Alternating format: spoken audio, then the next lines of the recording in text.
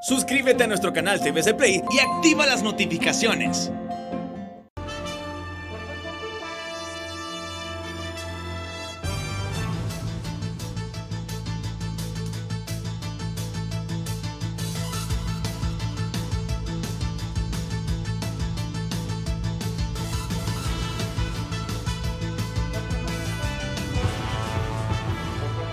Desde el Centro de Noticias en Televicentro, para Honduras y el mundo, a continuación el foro líder de la televisión en Honduras. Frente a frente, con Renato Álvarez. Frente a frente presenta el tema del día. Hola, muy buenos días, bienvenidos a Frente. Hoy yo sé que no les va a sorprender, les va a satisfacer las personas que tenemos invitadas. Yo sé que ustedes ya conocen porque hemos conversado durante muchas veces con Sir Salvador Moncada, que hoy nos acompañará, está en Londres. Es un orgullo para nosotros los hondureños. Sé que es un orgullo también porque es un hombre dedicado a la ciencia. El doctor Marco Tulio Medina también es un orgullo para todos los hondureños. Y por ahí va también la investigadora de la Escuela de Microbiología de la Universidad, Wendy Murillo. Por ahí va también, con ese espíritu científico de investigación. Es un orgullo esta joven profesional. Pero también, y como ella, por lo menos es la primera vez en Frente a Frente, nunca estuvo, sino hasta ahora, ya designada directora del Fondo de las Naciones Unidas para la Infancia, UNICEF, para toda América Latina. No es la primera hondureña que llega a ostentar ese cargo. Es la primera centroamericana que se convierte en directora de UNICEF para todo el subcontinente, para América Latina. ¿Cómo no va a ser un orgullo? ¿Cómo no va a ser un orgullo? Llegar a ese puesto, me imagino que implicó, y sabiendo de dónde proviene ella, de una zona humilde de Honduras, de la playa allá en La Mosquitia, primero, muy buenos papás, perseverancia, estudio, honradez, dedicación, para poder llegar a un cargo de esos. Te lo digo porque lo siento. Es que ya tengo cerca de 42 años en el ejercicio de esta actividad diciendo, llega de Chile, llega de Uruguay, llega de tal país del Cono Sur, la representante de UNICEF para Honduras. Y hoy tengo el privilegio de decir, en Honduras, la catracha que se ha convertido en directora regional de UNICEF para América Latina. Permítame decirle que esto que digo, lo siento profundamente. Es un privilegio. Bueno, lo otro, va a ser tema de Frente a Frente. Ya les dije que tendré también a Sir Salvador Moncada. ¿Saben una cosa? Yo pensé cuando comenzamos a hablar de vacunación, bajo el mecanismo COVAX y Gavi, que simultáneamente a la vacunación de los ingleses, los alemanes, los gringos, también nos íbamos a estar vacunando los hondureños. Se los digo con toda franqueza, yo así lo entendí, yo así lo interpreté. Es cierto que el 20% de las vacunas, se nos dijo, iban a ser donadas bajo este mecanismo, COVAX, Gavi, que no íbamos a pagar nada y que no debería yo estar exigiendo mucho con estos 2 millones de dosis aproximadamente que nos iban a donar cuando no hemos puesto ni un centavo del empira. La verdad que yo no debería estar diciendo nada porque son donaciones y cuando son donaciones uno tiene que esperar el momento. Pero así lo entendí Así lo entendí, así lo interpreté y así lo dije. Y lo dije delante de los funcionarios hondureños que me acompañaban. Que era simultáneo, que esa era la idea. Que al igual que comenzaban a vacunarse los estadounidenses, los ingleses, los alemanes, los españoles, los franceses, este mundo diferente en el que vivimos, también íbamos a vacunarnos. Por lo menos las personas con más riesgo. Primero el personal de salud y después las personas con más riesgo. Que ese 20% de las vacunas donadas iba a ser para eso, pero no ha sido así. Hay que esperar. Ayer los mexicanos en la noche, al final yo me dormí como a la 1 de la mañana hoy y no supe si llegó el avión con las primeras dosis de vacunas de AstraZeneca, pero por lo menos hasta las 11 de la noche estaban informando que llegaban esa noche, ayer u hoy. El hecho es que ya van a tener las vacunas. Costa Rica ya tiene la de Pfizer. Miren, les voy a decir algo rápido, así como introducción. Gastamos cerca de 48 millones de dólares en esos hospitales móviles. Solo uno funciona y dicen que funciona prácticamente como triaje. El otro se entregó ayer aquí en Tegucigalpa a la Secretaría de Salud Pública. Y se los digo con conocimiento de causa, no tienen recursos económicos para para echar a andar el hospital, para poner operativo el hospital. Y al no haber recursos económicos quiere decir que no hay recursos humanos. Se pueden contratar simplemente porque no hay capacidad para pagarles el salario. Afirman que a finales de febrero van a estar los otros 5 hospitales instalándose. En marzo se nos dijo, esta es la respuesta inmediata y de emergencia de Honduras para atender a todos los enfermos de COVID. A esta altura, solo un hospital está funcionando a medio vapor. Miren, eso es desorganización. Eso es desorganización. Desorganización y mucha corrupción, por lo que hemos visto. No quiero transformarles o amargarles el día, pero quiero poner las cosas en contexto porque venía pensando, se nos falló con los hospitales móviles. Se nos aseguró que nos íbamos a estar vacunando simultáneamente como los países ricos, pero no.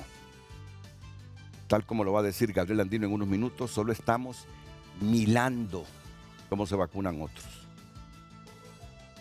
Costa Rica ya se está aplicando la vacuna de la Pfizer. Es una envidia positiva.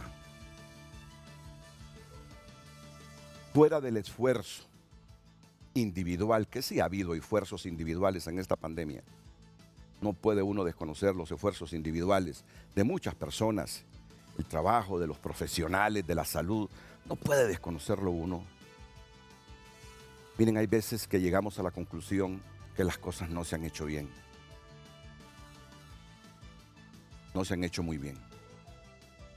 A mí, sinceramente, me da un poquito de tristeza solo estar viendo cuando dicen los argentinos, aunque aquellos están escandalizados por una vacuna rusa también. Solo lean los periódicos argentinos y se darán cuenta de la controversia que hay ahí. Que se están vacunando algunos otros pueblos de América Latina, los países ricos, y nosotros no. Me da vergüenza. Solo somos 9 millones de habitantes. 9 millones de habitantes en un país tan rico en recursos naturales. 9 millones de habitantes. Y aún así, no podemos con tan poca gente llevarle bienestar, equidad, disminuir la desigualdad entre todos. Me da pena, me da un poco de vergüenza, debo admitirlo, puede ser que esté equivocado, es una opinión muy personal. Yo siempre equilibro, trataré de no llevarle desánimos a mis panelistas. Yo sé que son gente inteligente, científicos, que tienen su propia visión de las cosas, pero quería hacer esta introducción. Quería hacer esta introducción porque de repente vamos a hablar de todo. Que durante tantos años de independencia no hayamos podido hacer un país diferente con tan poca gente. Si hace 30 años éramos solo 5 millones, siempre hemos vivido en pobreza y aún seguimos siendo poca gente en un estado, 9 millones, ni siquiera los 9 millones. Y vivir como vivimos solo es el reflejo de la desorganización, de la corrupción, de la politiquería y de los mañosos, con excepciones, hay que decirlo, con los mañosos políticos que nos han gobernado. Muy bien, vamos con la presentación del título del programa que nos hace Gabriel Andino e inmediatamente y con mucho orgullo a presentarles a nuestros invitados esta mañana. Gabriela. Buenos días, licenciado, invitados de lujo. Este martes en Frente a Frente de inmediato le damos a conocer el tema de este día para que participe con nosotros. De momento, solo viendo cómo otros se vacunan. Este es el tema para que participe con nosotros en nuestras redes sociales certificadas @Frente a Frente HN en Twitter y Facebook. De momento, solo viendo cómo se vacunan otros. Es el tema de hoy en Frente a Frente.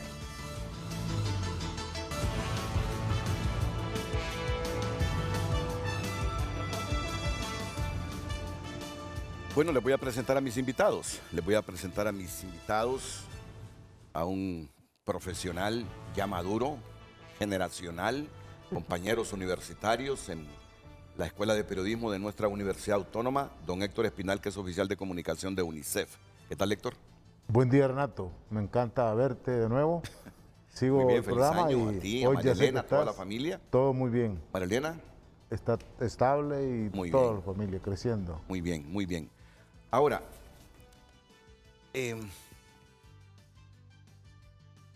si ustedes quisiesen, cuando hablen, quitarse la mascarilla, queda a discreción de ustedes. Queda absolutamente a discreción de ustedes. Lo vemos en Europa, lo vemos en Estados Unidos, pero queda a discreción de ustedes. Vamos con el protocolo del canal. ¿Quién fue la que emitió esa expresión? Vamos con el protocolo del canal. La directora regional de UNICEF para América Latina y el Caribe, Jan Go, una hondureña nacida en La Mosquitia. Tiene un hermano viviendo en Cauquira en este momento. Tiene familia en La Ceiba. Tiene familia en San Pedro Sula. Y ahora está convertida en la máxima autoridad del Fondo de las Naciones Unidas para la Infancia en América Latina, por primera vez un hondureño, lo que es motivo de orgullo para Honduras. Debe serlo. La señorita Jan Go asumió el cargo de directora regional para Asia Meridional en septiembre de 2014 hasta 2020 y antes de esta designación fue representante de UNICEF en Nigeria, coordinando la gestión de 4 oficinas sobre el terreno que comprenden los 36 estados de Nigeria y el territorio de la capital federal. Era la encargada de representar a UNICEF en todos los aspectos de la colaboración con el gobierno de Nigeria y de supervisar el desarrollo, la formulación y la gestión del extenso programa de cooperación de UNICEF en esa nación. La señorita Go presta servicio en UNICEF desde 1993. Ha desempeñado diversos cargos directivos en la organización, entre ellos el de subdirector regional para América Latina y el Caribe y el de representante en el estado de Palestina y de Barbados. Es una ciudadana del mundo, esta hondureña nacida en La Playa, allá en La Mosquitia, producto de la Escuela Pública de Honduras. Y como es producto de la Escuela Pública de Honduras, ella quiere hacer especial mención hoy sobre esas necesidades de la escuela pública. Si seguimos así un año con clases no presenciales, vean, el desastre de esta juventud de ahora es inminente, si no es que ya es un desastre, cuando no tienen o no tenemos los hondureños cobertura de internet en buena parte de la región. Es ciudadana de Honduras e ingeniera de profesión, titular de una licenciatura en Ingeniería Civil y de una maestría en Gestión de Recursos Hídricos por la Universidad del Estado de Arizona. Es madre de un niño, así que es un placer que esté con nosotros esta mañana. ¿Dónde está la sede de UNICEF en América Latina? En Panamá. Ah, en Panamá. En Panamá es la sede para Latinoamérica y el Caribe y ahí estoy, ahí estuve cuando fue directora regional adjunta.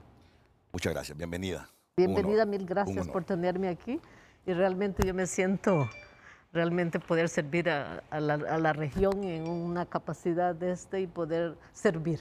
Para mí es el servicio que me llama y lo que me da la energía cada día que me levanto para continuar la lucha, porque los retos están ahí y van a estar siempre. Yo creo que si los retos no te motivan, entonces no hay energía. Muchas gracias, gracias, Renato. muchas gracias. La profesora e investigadora en la Escuela de Microbiología de la Autónoma, Universidad Autónoma, nuestra querida Universidad Autónoma, Wendy Murillo. ¿Qué tal, Wendy? Bienvenida. Bien, mucho gusto. Feliz año. Feliz año. Y también el doctor Marco Tulio Medina, científico y exdecano de la Facultad de Ciencias Médicas de nuestra universidad. Doctor, Muy bienvenido, bueno. feliz año. Feliz año, Renato. No nos habíamos mensajeado No. con el feliz año. Sí, yo creo que sí. Yo le envío Sí, un ¿verdad? mensaje. Yo su mensaje nunca me faltan y se los agradezco. Y Sir Salvador Moncada, otro orgullo nuestro, otro orgullo hondureño. Me motiva a decir son orgullo para Honduras porque lo son. Y en vida hay que decírselos. Y lo que son ahora es producto de la visión de sus padres, de la perseverancia de ellos, del estudio, de quemarse las pestañas, de tener visión de futuro. Eso implica estudio, trabajo, desvelarse, leer. ¿Cómo no nos vamos a sentir orgullosos entonces? Siempre digo lo mismo cuando presento a Sir Salvador Moncada, pero ¿por qué no decírselo hoy? Quiero comenzar, doctor, con usted porque sé que su agenda es tan apretada que no tiene mucho tiempo y es muy gentil en atender siempre frente a frente. Se lo digo con toda sinceridad. Yo pensé con esta alianza Gavi bajo el mecanismo COVAX, se lo digo con toda franqueza, que cuando comenzaran los ingleses, los españoles, los alemanes, los franceses, los estadounidenses a vacunarse, igual nosotros tendríamos la vacuna. Pero mire que, aunque sé que las vacunas de este fondo rotatorio de la OPS, OMS, son donadas, siempre nos causa un poquito de tristeza solo estar viendo en este momento cómo otros se vacunan y uno solo viendo. ¿Tiene alguna valoración sobre este mecanismo y sobre estas desigualdades en el mundo, Sir Salvador Moncada? Bueno, en primer lugar, Renato, es un placer y un gran gusto estar con usted otra vez en el programa Frente a Frente y le agradezco la invitación para participar esta mañana y poder compartir con los distinguidos panelistas que tiene invitados. Es un honor. Yo creo que hay que ver la situación como es. Como es. Los países desarrollados hicieron contratos bilaterales con las compañías productoras de vacunas que les permitieron recibir las vacunas rápidamente y estarlas usando como las están usando. Algunos países, como usted sabe, y eso es importante decirlo, tienen suficientes vacunas para vacunar a su población 3 veces. No solo tienen una cobertura total, sino que tienen suficiente para vacunar a la población de sus países 3 veces, 4 veces tal vez. De tal manera que lo que ha habido es un problema de arreglos bilaterales que siempre han sucedido en situaciones como estas.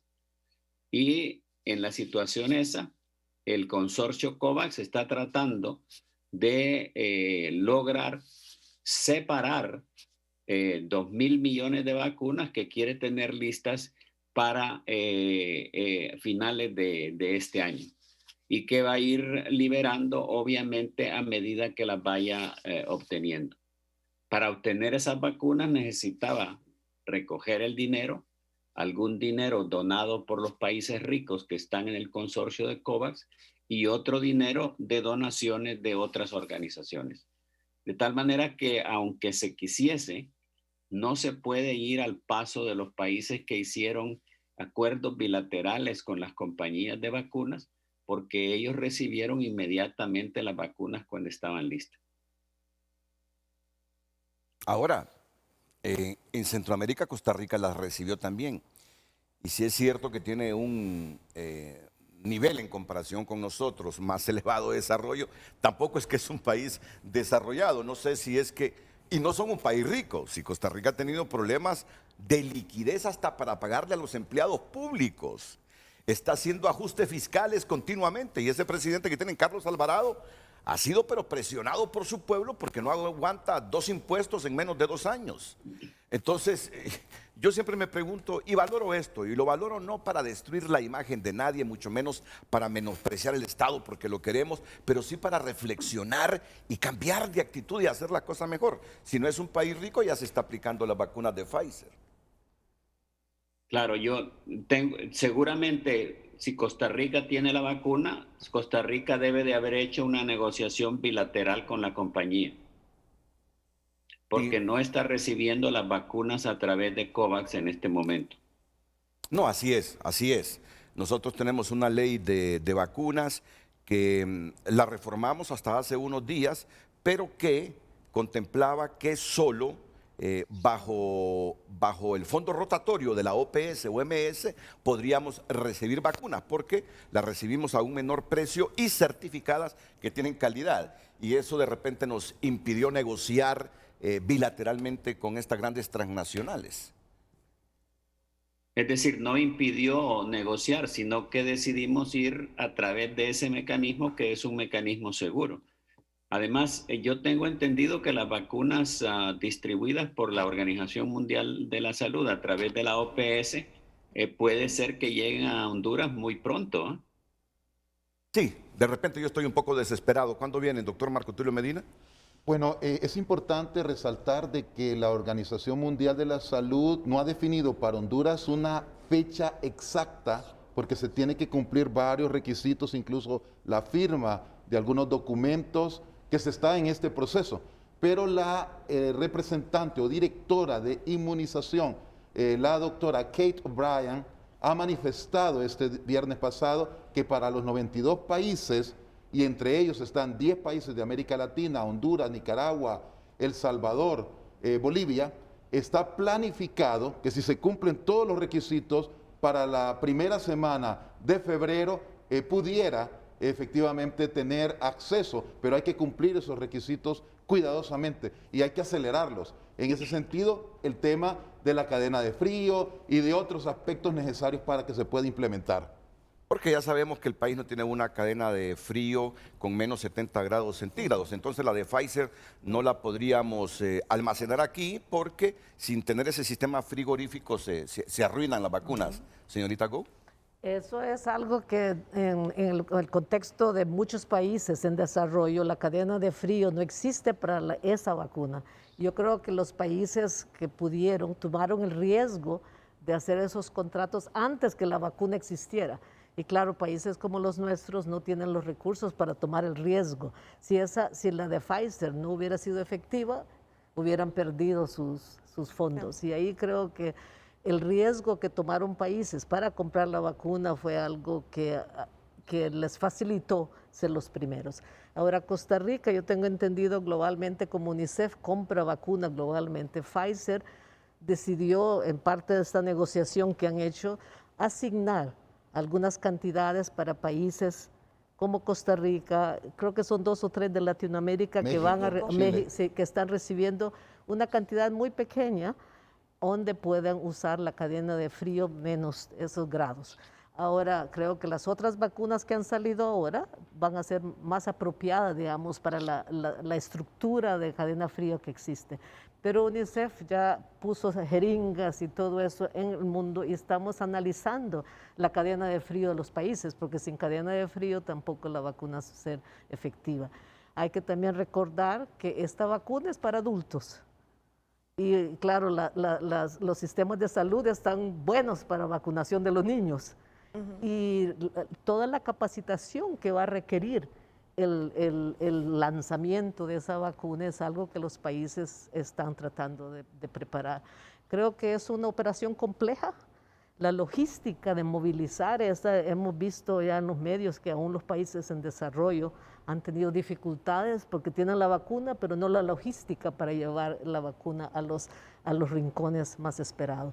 El otro contexto que hay que saber, que solo el 2% la vacuna no existe global y la manufacturación de esta vacuna también toma tiempo, no es que es la base y el blink.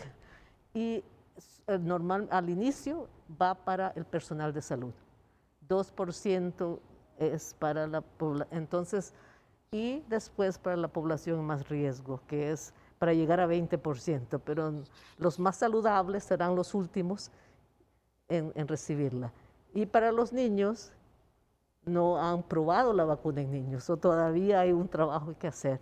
Pero creo que no hay que perder esperanzas, Sí. porque realmente la vacuna toma, el doctor nos puede decir, pero años, 10, 20 años en generar una vacuna. Y esta con toda todos los academias, la gente que está de investigación han logrado hacer una vacuna que realmente ha sido algo histórico. Yo creo que hay que ver esas dificultades, ponerlo en contexto para no perder la fe que ya estamos cerca. De repente mi actitud solo es producto de ver que invertimos 50 millones, casi 50 millones de dólares en 4 hospitales, que no los tenemos, a excepción de uno funcionando a medio vapor. En una emergencia nos dijeron que se compraban así, pero una emergencia no los tenemos y tampoco pudimos hacer negociaciones bilaterales con las grandes transnacionales de los medicamentos para obtener las vacunas, y eso, se los admito, me da un poquito de coraje, y por eso mi actitud. Siempre le hago esta pregunta, pero bueno, es el científico nuestro, fuera de la Pfizer, ¿qué otras vacunas, creo que de AstraZeneca también, qué otras vacunas ya están aprobadas, Sir Salvador Moncada? En este momento, las vacunas que están aprobadas en los países desarrollados de Occidente son la vacuna de Pfizer, la vacuna de Moderna y la vacuna de AstraZeneca, que está por ser aprobada, todavía no ha sido aprobada por la Comunidad Económica Europea. Esas son las 3 vacunas con las que se está trabajando en este momento en los países occidentales. Por supuesto, hay otras vacunas que están siendo distribuidas que también parece que funcionan bien, que es la vacuna de Rusia, y 2 de las vacunas chinas, una de las cuales está siendo desarrollada y va a ser producida en Brasil. Bueno, fuera de estas vacunas, que es la esperanza para inmunizarnos, de momento entonces la forma de evitar el contagio sigue siendo la misma, la mascarilla y el lavarse las manos, Sir Salvador Moncada. Yo creo que aún cuando se empiece a vacunar, y las vacunas van a tomar bastantes meses en lograr efectivamente proteger a toda la población, vamos a tener que seguir viviendo usando las medidas de seguridad como hemos estado haciendo hasta ahora. En Inglaterra, por ejemplo, donde se está haciendo una vacunación masiva en este momento, lo que se está exigiendo es que la gente continúe usando las medidas de bioseguridad, de distanciamiento, de lavado de manos, del uso de mascarilla, etc. Yo creo que eso va a mantenerse durante algún tiempo antes de que las vacunas logren tener el efecto que se espera. Bueno, y debo decirlo en este momento porque lo avanzó. Fue el primero que lo avanzó en Honduras, el doctor Marco Tulio Medina, que nos vienen unas cuantas dosis de vacunas para este mes de febrero. Habló también hoy, o lo confirmó la doctora Yolani Batres, son 23,000 dosis aproximadamente, que no terminan no terminaríamos de vacunar a todo el personal sanitario con las 23,000 vacunas. Sí, pero bueno, ya es un adelanto. Quisiera yo mencionar con Sir Salvador Moncada, la universidad y la Secretaría de Salud hemos venido trabajando para fortalecer varios sistemas.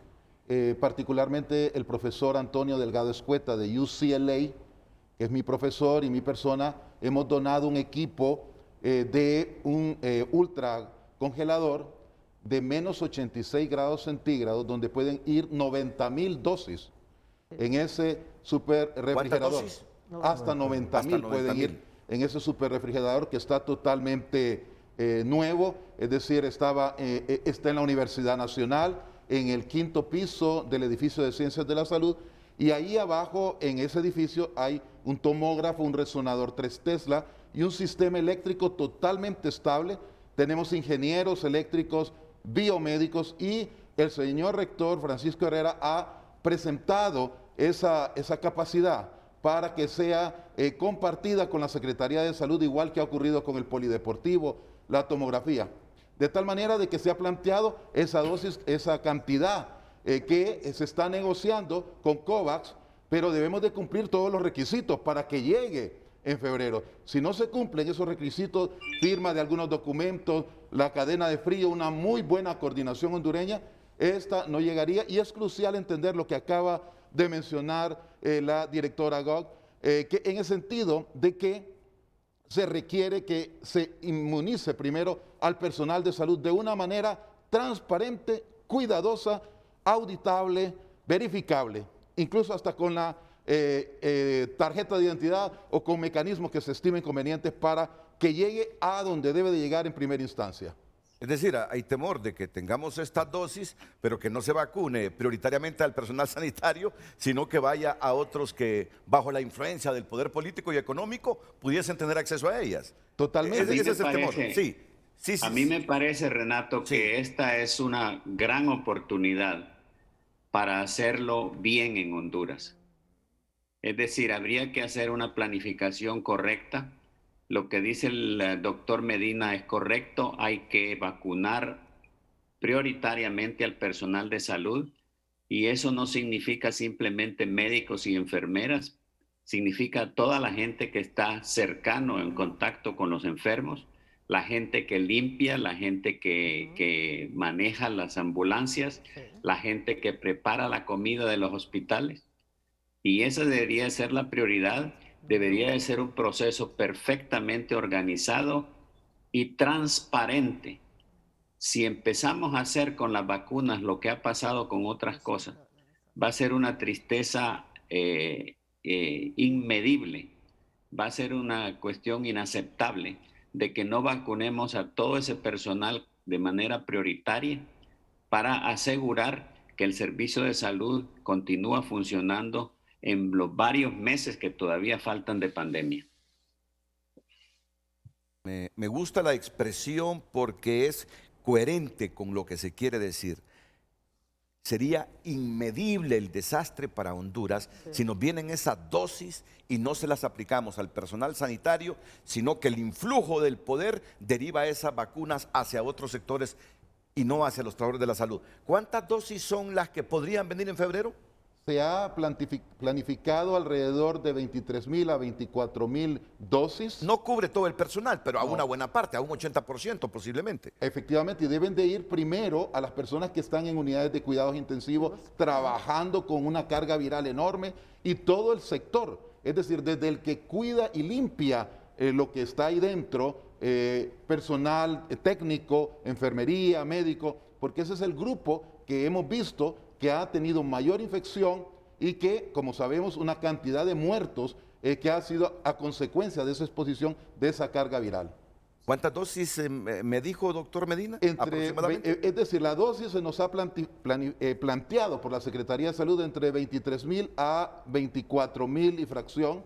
Eso está bajo negociación del PAI, que ellos tienen la cifra exacta, la Secretaría de Salud, tal como la doctora Yolani Batres le mencionaba. Nosotros tuvimos una reunión de trabajo el día jueves pasado con la ministra, el viceministro Cerrato, la directora del PAI, mi persona, y los ingenieros de nuestra universidad, y evaluamos el espacio de ese super refrigerador y se nos manifestó de que había capacidad para 90,000 dosis y que se iban a traer en primera instancia alrededor de 24,000 dosis. Entonces eso nos dio enorme alegría, dado de que este super refrigerador está totalmente disponible para ser utilizado, más las instalaciones de la universidad, me refiero a la capacidad eléctrica, a la capacidad de cámaras. Tenemos 30 cámaras ahí en la universidad, y el señor rector ha entrado en un acuerdo con la ministra de Salud para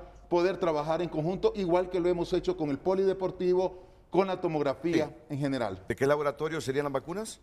Es la de Pfizer. Ah, la de Pfizer. Sí, porque el superrefrigerador que tenemos tiene una capacidad de menos 86 grados centígrados. Sí, y es el único, ¿no?, en Honduras. Hay otros, pero no están siendo utilizados, incluso en el laboratorio de Wendy. Wendy. Sí, muy buenos días.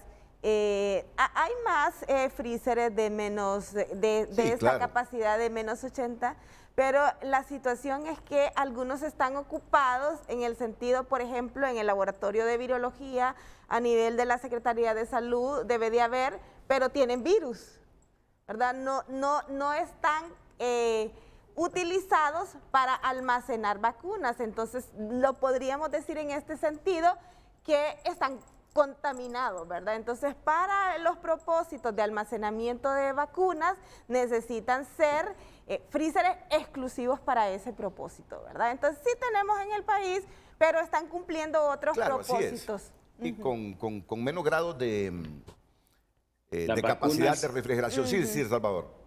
Las vacunas, en última instancia, hay que ver claramente que la vacuna de Pfizer o la vacuna de Moderna van a ser muy difíciles de utilizar en los países nuestros por las cuestiones que estamos discutiendo y además por el precio. La diferencia de precio entre la vacuna de AstraZeneca y de Pfizer es bastante grande y la vacuna de AstraZeneca solo necesita ser guardada en un refrigerador normal. Pero en la situación inicial de emergencia, si es que llegan esas vacunas de Pfizer, por favor, asegurémonos que se vacuna al personal que lo necesita, que las vacunas son usadas en la gente que más la necesita para asegurar que el servicio de salud funciona en el país. Y eso significa la gente que hemos mencionado, no solo los médicos, las enfermeras, sino que todo el personal que está atendiendo o está cercano a los enfermos. Si empezamos a distribuir esas vacunas de una manera arbitraria, va a ser una cuestión que no es perdonable realmente. Y yo quiero que se sume también a este mensaje de Sir Salvador Moncada, la señorita Jan Gou, directora regional para América Latina de UNICEF, ciudadana hondureña. Miren cómo hace énfasis Sir Salvador, por favor, hombre. Esa actitud del robo, esa actitud de la mañosada, de la sinvergüenzada, que no vaya a primar si llegan estas 23 o 25 mil dosis de la vacuna de Pfizer, que se vacunen la gente que es prioritaria en este momento, los que están expuestos a contagiarse porque tratan de cuidar a los enfermos contagiados de la enfermedad. Por favor, que estas vacunas no se orienten al diputado, a la familia del diputado, a la familia del ministro, a la familia del presidente de tal poder del Estado, al militar amigo, al empresario poderoso, sino que vaya para la gente que la necesita ahora mismo por la labor que desempeña señorita Gou. Estoy totalmente de acuerdo con el doctor Moncada, Sir Moncada. Creo que la verdad es que siempre hay oportunidades en la vida. Yo creo que vacunación, el gobierno tiene una trayectoria buena y hay que utilizar esa oportunidad para corregir. Si lo hacemos mal desde el inicio va a ir mal. Entonces yo creo que hay un trabajo preliminar porque hay que tener todos estos listados. Y para la vacuna de Pfizer, como decían, la logística va a ser el problema. Él tiene un refrigerador, pero la gente no va a ir a la universidad. Hay que mover la vacuna a los centros de vacunación y ahí toda esa logística de cadena de frío va a ser importante para eso. Yo estoy totalmente de acuerdo que la vacuna AstraZeneca tal vez sea la más adecuada para los contextos nuestros, porque invertir dinero en esa cadena de frío, en los contextos que vivimos, tal vez no es el buen uso de los recursos. Pero sí hay una oportunidad y pongo a la disposición mi organización para trabajar con todos, porque aquí hay que hacerlo abierto. Yo creo que si lo hacemos abierto del inicio y cada quien tiene su registro, creo que es la oportunidad de la vida para el gobierno para realmente recapacitar y hacerlo de lo mejor que podamos y fijarnos en los que ese 2% que tenemos calculado. Yo creo que para mí, nosotros siempre vemos profesores, pero los maestros no son los de primera línea que están en contacto con pacientes. Y yo creo que la mortalidad ha sido algo que ha sido contactos en hospitales y creo que necesitamos corregir eso y eso es una oportunidad grandiosa de hacerlo bien y pongo a disposición mi organización de poder unirnos con un consenso porque todas estas cosas necesitan transparencia, como decían el doctor, para poderlo hacer. No hay, siempre es una oportunidad y las oportunidades hay que tomarlas. Y como ciudadana hondureña, como todos los ciudadanos que queremos lo mejor para el país, creo que esta oportunidad es invaluable y si lo hacemos bien y con comunicación.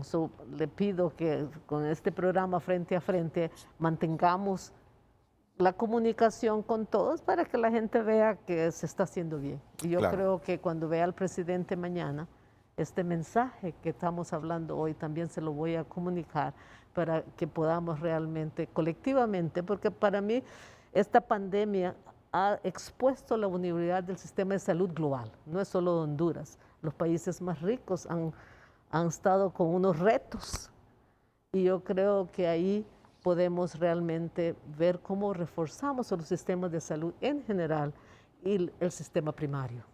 Y yo creo que el sistema primario de salud necesita, esta es una oportunidad para hacerlo bien, porque estas pandemias van a venir más. Se están viendo que, y deberíamos de estar todos preparados, no solo para poderlo hacerle frente. Son oportunidades buenísimas y vamos a comunicar este mensaje en mis comunicaciones con los distintos gobiernos y el mensaje de que la vacuna no es la solución inmediata, todavía la mascarilla, el distanciamiento, el lavado de manos es importante y evitar lugares congestionados. Muy bien, y hay que repetirlo una vez más, porque los gobiernos de América Latina no tienen una trayectoria buena en materia de combate a la corrupción, y este de Honduras no es la excepción. Por eso estos mensajes son muy buenos. No cometamos un error gravísimo del que nos arrepentiremos si esas vacunas que vengan, las primeras dosis, 25,000, 24,000, no las aplicamos a los trabajadores de la salud, sino que los orientamos para los sectores poderosos. Cuidado hacen eso, porque ese es el acabose. Si ya en este momento hay poca credibilidad en el Estado, en las instituciones del Estado, si hacen una sinvergüenzada de estas, va a ser más difícil conseguir vacunas, porque dirán muchos donantes, ¿para qué? Si ahí se vacunan los poderosos, los que tienen influencia política, y no los que realmente deben ser el sector prioritario. Que estos mensajes del Sir Salvador Moncada y de la señorita Yang Go lleguen a la conciencia de estos sectores. Muy bien, siempre tenemos que cumplir con una pausa, pero creo que se nos quedó un puntito. Van a llegar las primeras 23,000, 25,000 dosis, y luego, ¿y el resto? Bueno, efectivamente se ha planificado a través del sistema de COVAX Gavi un 20% de la población hondureña. Eso equivale a 1.900.000 personas, las cuales se empezarán a distribuir en forma paulatina y, por supuesto, como bien mencionaba el doctor Moncada y la directora Go, se irá escogiendo también las que estén más apropiadas a nuestro sistema. Si se aprueba la AstraZeneca o si otro tipo de vacuna evaluada por Gavi, OMS, es la apropiada, se va a empezar a distribuir en forma paulatina, y hay un plan que ha sido trabajado en ese sentido por las autoridades de nuestro país, por el sistema de vacunación, en el cual se está definiendo cuáles van a ser los grupos que paulatinamente van a ir siendo vacunados en nuestro país. Ahora hay que decirlo, no nos olvidemos de esto, que las que ya están garantizadas porque se firmó un contrato son las vacunas para los trabajadores del Seguro Social, para todos los afiliados al Seguro Social. Efectivamente, ese otro gran componente, que eso es un arreglo bilateral entre el COEP y asimismo el Instituto Hondureño de Seguridad Social, ha garantizado al grupo de trabajadores la adquisición de la vacuna de AstraZeneca, que de acuerdo con la información brindada por el COEP vendría en abril. Esa es la primera posibilidad que ya está totalmente definida por el Seguro Social y por el COEP.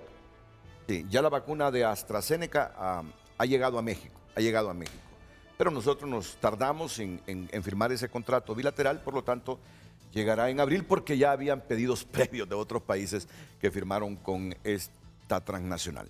Vamos a ir a la pausa, más adelante yo quiero enfocarme en la educación, sobre todo en la escuela pública. Sir Salvador Moncada lo sabe Marco Tulio Medina, lo sabe Wendy Murillo, lo sabe también el licenciado Héctor Espinal. Las clases presenciales en el sistema de educación pública, sinceramente, no están suministrando la calidad de educación que queremos para nuestros niños. Mientras no haya una cobertura de internet, que ese es uno de los programas que yo quiero para mañana urgentemente, con los dueños de Tigo, con los dueños de Claro y de estas empresas, y con algún funcionario del gobierno, porque esta es la otra tragedia, señorita Yango, esta es la otra tragedia. La educación, las consecuencias que la pandemia deja en la educación, sobre todo en la educación pública, porque yo reviso las escuelas privadas. Tienen unos programas para impartir clases no presenciales que francamente no hay necesidad de ir a recibir a un aula la clase. Pero en el sector público, en la escuela pública, esto ha sido una tragedia. Una cantidad de niños que desertaron sencillamente porque no tienen un teléfono celular, ni siquiera para recibir un mensaje por WhatsApp. ¿Cómo vamos a resolver esto? ¿Cómo vamos a resolver esto? ¿Y qué compromiso tienen estas empresas privadas para ayudarle al Estado de Honduras, de donde sacan muchos, pero muchos millones de dólares en ganancia? Esto lo vamos a abordar porque sé que es una de sus principales preocupaciones con la infancia hondureña, usted que es egresada de la escuela pública del país. La tragedia en esta materia, porque eso es, no estoy dramatizando, es una tragedia. Y otra arista con el doctor Sir Salvador Moncada, porque ya se nos va, para terminar este contacto. Él está hoy en Londres, la vez pasada estaba en España, en Valencia, España, hoy está en Londres. Así que vamos a la pausa y escucharemos también, porque me imagino que es uno de los hombres más satisfechos en este momento del nombramiento de la señorita Go como directora regional para América Latina. Héctor, que tiene casi 4 décadas de ser oficial de información de UNICEF en nuestro país. Una gran persona, un estimable amigo. Bueno, ahí está Sir Salvador Moncada para referirse a este profesional generacional. Tuve la oportunidad de conocerlo en la Facultad de Medicina en los 80, el doctor Salvador Moncada. En todo el tema es un honor. Jean es nuestra compatriota, igualmente y orgulloso. Jean, todo el mundo me dice Jean. Jean, como Blue Jean. Sí. Así que en cualquier lugar del mundo que usted escuche el nombre de Héctor Espinal, ya sabe de quién se trata, Sir Salvador. Muy bien, gracias. Muchas gracias. Clase de persona Héctor Espinal. Pausa comercial y volvemos.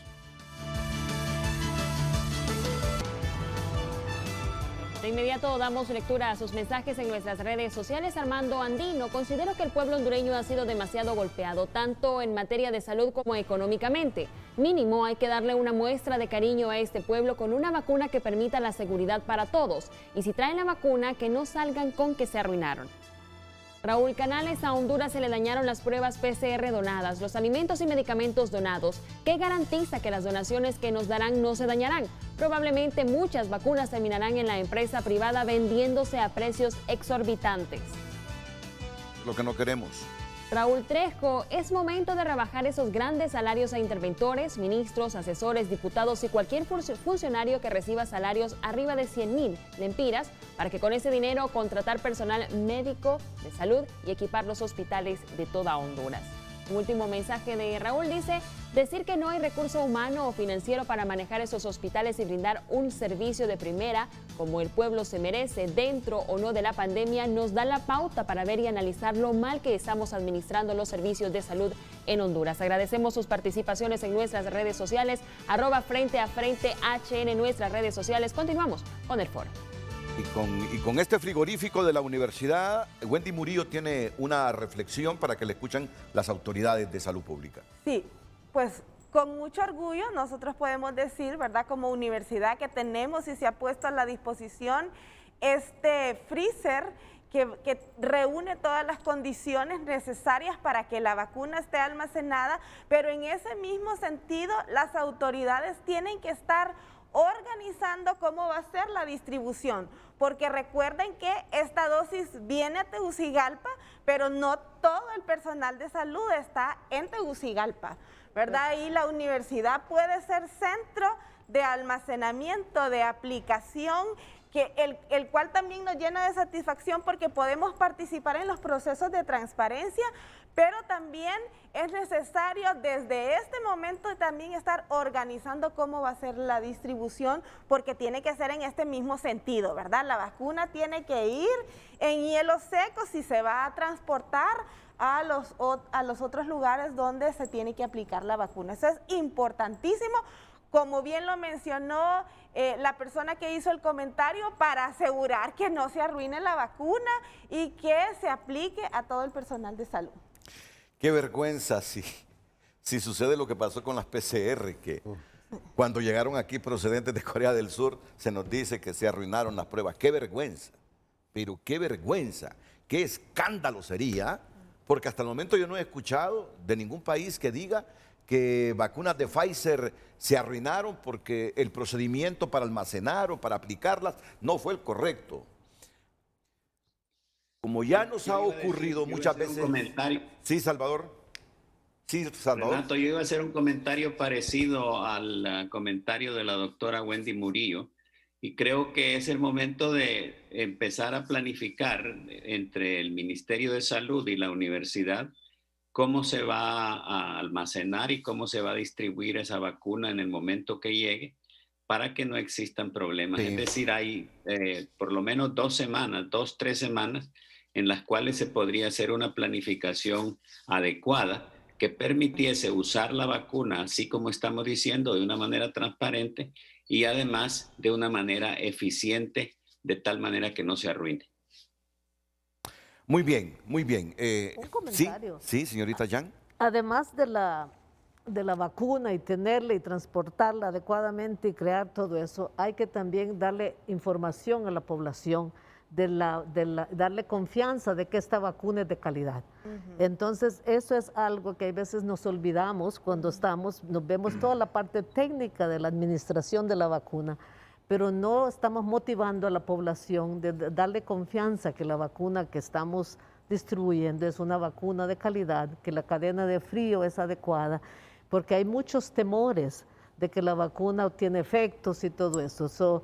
Creo que ese es un tema que a veces nos olvidamos los técnicos porque nos gusta la parte técnica, pero la parte de información a la población de todos los requerimientos es algo que también podría poner a la disposición de UNICEF, que tenemos personal que trabaja en ese campo, entre ellos Héctor y otros, para realmente, y podemos hacer campañas que sean centroamericanas, porque usamos el mismo idioma, tenemos cosas muy similares y las vacunas pueden ser similares. Yo creo que porque la gente que está en las zonas fronterizas escuchan del otro lado, a través de la radio, de la televisión.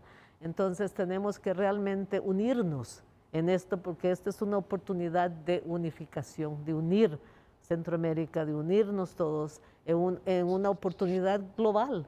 Y yo creo que ese mensaje, porque la gente que está en contra de la vacunación, con las redes sociales la están utilizando a la mejor manera, y nosotros que estamos a favor también tenemos que utilizarlo de la mejor manera. Mire que el diálogo que tenemos hoy despierta el interés de la doctora Ida Berenice Molina, que es la directora del Programa Ampliado de Inmunizaciones. Es la máxima autoridad de las vacunas en la Secretaría de Salud. Está en comunicación con Frente a Frente, pero también ha despertado la reacción del ministro de Educación, del tema que vamos a hablar más adelante con usted, Arnaldo Hueso, que dice: yo tengo las plataformas listas, pero si los estudiantes no tienen internet en casa, imposible, imposible. Ahora bien, conociendo ese déficit de cobertura, del 2020 trabajamos con la estrategia de Te Queremos Estudiando en Casa a través de 132 canales de TV y radio, más todas las compañías de cable de TV que tienen permanentemente 2 canales de TV, 24/7, y para los estudiantes que no tienen acceso a la tecnología distribuimos cuadernos de trabajo y texto. Eso es bueno y ayuda, eso es bueno y ayuda, pero necesitamos esa cobertura para que los estudiantes tengan acceso a internet. Y además me dice el ministro de Educación, Arnaldo Hueso, pero si logramos cobertura de internet gratuito, logramos complementar el proceso. Yo hago la invitación pública a esta hora de la mañana, aquí desde Frente a Frente, a Hondutel, a Claro, a Tigo, a Conatel, para que mañana debatamos este tema. Porque este problema de las consecuencias para la salud y para la economía del virus, de esta pandemia de la COVID-19, es casi igual al desastre que nos está dejando en la educación. Y si estas compañías que ganan, claro que ganan y tienen derecho a ganar, son empresas que trabajan para tener una rentabilidad, no hacen un sacrificio por Honduras de donde obtienen un buen dividendo, Y si el gobierno también no prioriza este asunto, la situación se nos va a complicar. ¿Qué nivel de educación van a tener nuestros niños? Y buena parte de ellos, sobre todo en la zona rural, perdieron el año. Los promovieron automáticamente, pero no acumularon conocimiento. Y si nos ocurre otra vez, los resultados son desastrosos, como decía Sir Salvador Moncada.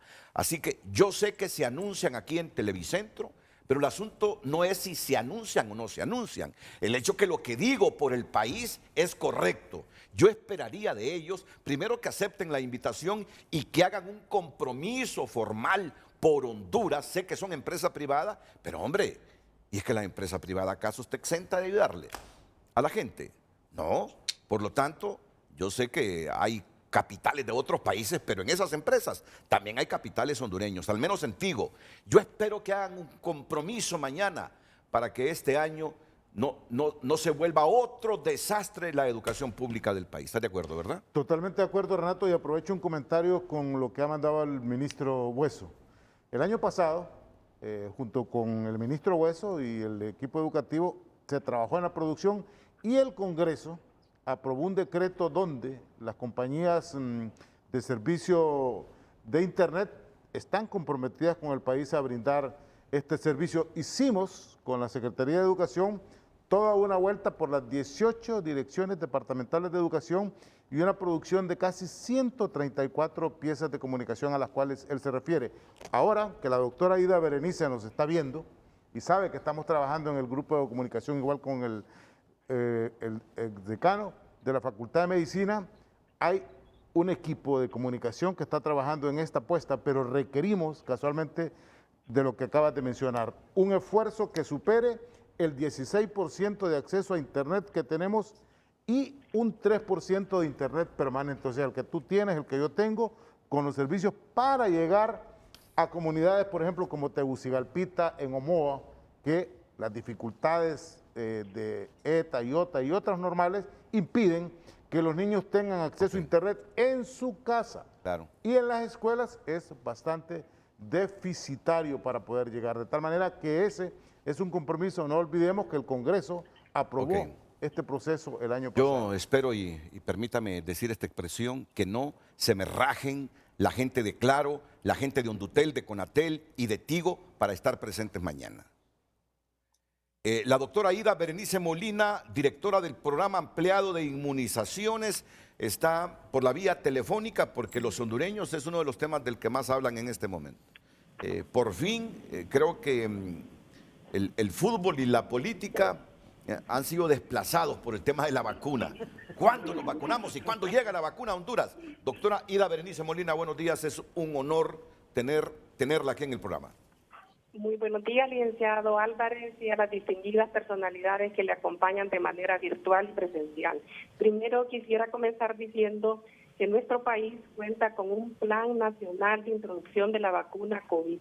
Cuando hablo de un plan, es un plan detallado que tiene claramente definidos los objetivos, la población meta, los grupos priorizados y todas aquellas intervenciones que se tienen que realizar en el tema de organización, de coordinación, de recibo de la vacuna, de distribución de la vacuna, de el sistema de información para el registro de los vacunados, de la estrategia de comunicación, de la supervisión, del monitoreo y de la evaluación de todo este proceso.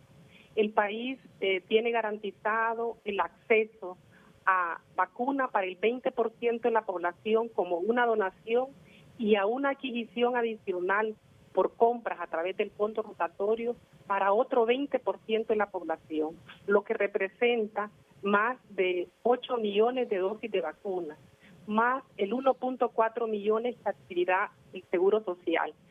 Toda esta cantidad de vacunas, que son más de aproximadamente 9.4 millones de dosis, van a asegurar la vacunación del 81% de la población hondureña que es elegible para ser vacunada, porque estamos excluyendo a los menores de 16 años, para los cuales en este momento no hay una vacuna desarrollada, ni para las embarazadas.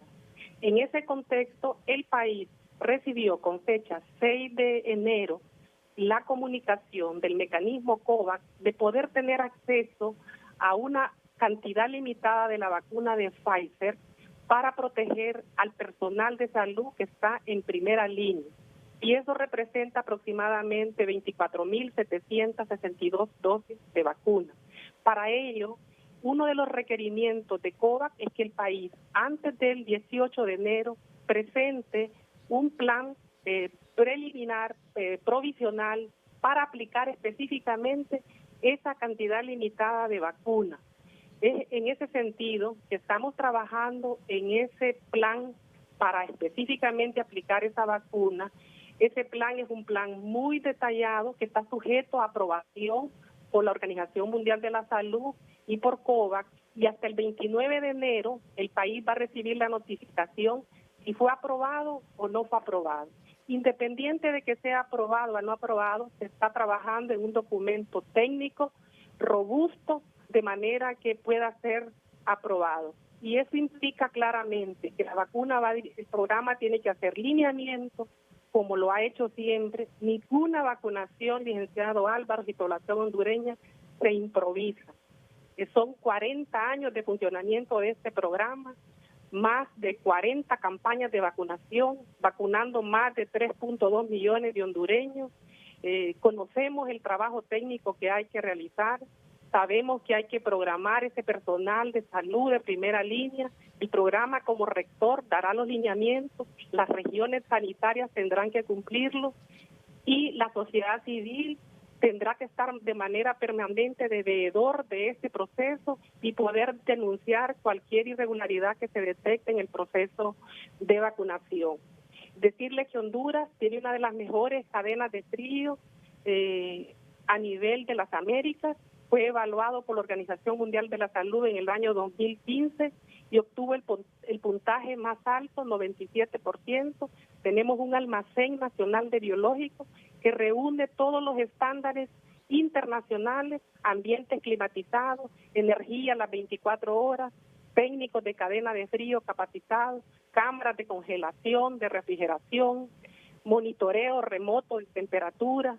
O sea, tenemos todos los estándares, no se está improvisando en este tema de la vacunación. Por tanto, decirle a la población que estamos trabajando de manera responsable, como lo hemos hecho a lo largo de estos 40 años en el país, y que eso nos ha garantizado que este país tenga controladas, eliminadas la mayoría de las enfermedades prevenibles por vacunación. Muchas gracias por esta oportunidad. Doctora, antes que corte la llamada, es que a mí me ha preocupado desde mediados del año anterior el hecho que por el confinamiento y las consecuencias de la pandemia, la juventud de Honduras no se vacunó. Los niños de Honduras no se vacunaron lo que se esperaba el año anterior. No sé si al final se logró llegar a un 70-80% de vacunación o en qué porcentaje quedó la vacunación en el 2020. Con los datos estadísticos que tenemos hasta el mes de noviembre, la cobertura de vacunación es de un 79%, la más baja desde la década de los 80. Eso significa de que de cada 100 niños hondureños, 21% no lograron completar de manera oportuna su esquema de vacunación. Y eso representa el riesgo de casos, muertes, hospitalizaciones por enfermedades prevenibles por vacunación, y lo más grave aún es que tenemos regiones sanitarias como la región sanitaria de Cortés con coberturas menores al 60%, la región metropolitana del Distrito Central con coberturas menores al 75%. Eso representa de hecho una amenaza a nivel nacional. Y se han hecho esfuerzos, pero se requiere realizar mucho más acciones intensivas para que los padres demanden los servicios de vacunación cumpliendo las medidas de bioseguridad en los establecimientos de salud, para que toda la población hondureña contribuya y los medios de comunicación juegan un rol muy importante en ese llamado permanente a la población. El gobierno está asegurando las vacunas que son de calidad, están disponibles en todos los establecimientos de salud, pero necesitamos que la población las demande. Bueno, ahí está el mensaje. ¿No se arruinan estas vacunas? Las vacunas tienen fechas de vencimiento máximas de 2 años Y es muy importante su pregunta. La vacuna de COVID, en promedio, la fecha de vencimiento es de 6 meses. Por tanto, tenemos que ser muy eficientes en la distribución y aplicación de esta vacuna. Ya solo tienen 6 días para presentarle ese plan al mecanismo COVAX. Es correcto, ya tenemos un avance de un 80% en la propuesta. Muy bien, muchas gracias a la doctora Ida Berenice Molina, directora del programa ampliado de inmunizaciones. Quiero terminar este segmento despidiéndome de Sir Salvador Moncada, que tiene, como les decía, su agenda apretada, al igual que la tiene aquí la directora regional de UNICEF. Pero mire, doctor, cómo este asunto de la vacunación es tema controversial en todos los países. Estoy viendo aquí Clarín de Argentina, que es el periódico que más se vende en Argentina. Dudas con el plan de vacunación, marcha atrás de Bisotti. Ahora dice que se aplicarán las 2 dosis de Sputnik 5, que es la vacuna rusa, porque solo se tenía contemplado una dosis y ahora dice que no, que son 2 dosis. La vice de Salud aseguró que se aplicará la inmunización con los 2 componentes. Ayer había anunciado que se iba a dar una sola dosis para llegar a 20 millones de vacunados en marzo, lo que generó cuestionamientos de especialistas. Allá también están con la controversia. Ahora es que la Sputnik 5 son 2 dosis. Y algo que nos debe llamar la atención, cómo la gente está desesperada. Y aquí en Honduras no es la excepción. Murió ahí en Buenos Aires, Argentina, el paciente al que un juez ordenó suministrarle dióxido de cloro. Resulta que había un paciente con problemas de salud por la COVID. Viene el hijo y le dice a los médicos del hospital, aplíquenmele por favor dióxido de cloro a mi papá, porque a mí me han dicho que eso puede ayudarle. Los médicos no quisieron. Él recurre a la justicia. La justicia ordena que le suministren dióxido de cloro a ese paciente. Los doctores del hospital no quisieron. Trajeron al doctor de cabecera, pero de otro hospital. Aquel sí le aplicó el dióxido de cloro y murió en la noche ayer. Esto también es un momento controversial en Argentina. No digo que murió de la aplicación del dióxido, pero el problema es que muere cuando se le aplica el dióxido, ¿verdad? Y en México, una señora también con problemas serios de salud por la COVID recurrió a la justicia para que le aplicaran la vacuna contra la COVID. Y el juez ordenó, aplíquensela, aunque los médicos digan que no es el momento para aplicarle la vacuna. Y tuvieron que aplicársela. Ella no sé si sigue viva o murió. Pero miren lo que está ocurriendo. Palabras finales, valoraciones finales, Sir Salvador Moncada directamente desde Londres. Sí, en primer lugar, solo para comentar que de todas las vacunas que se están desarrollando, Renato, la forma en que se tienen que utilizar es usando 2 dosis. No hay ninguna vacuna del COVID que se haya desarrollado que funcione con una sola dosis. Y los ensayos clínicos han hecho con las dosis separadas un determinado número de días. En algunos países, y eso incluye a Inglaterra, se está considerando separar más las 2 dosis de tal manera que permite darle a mayor cantidad de la población la primera dosis para tener una protección parcial.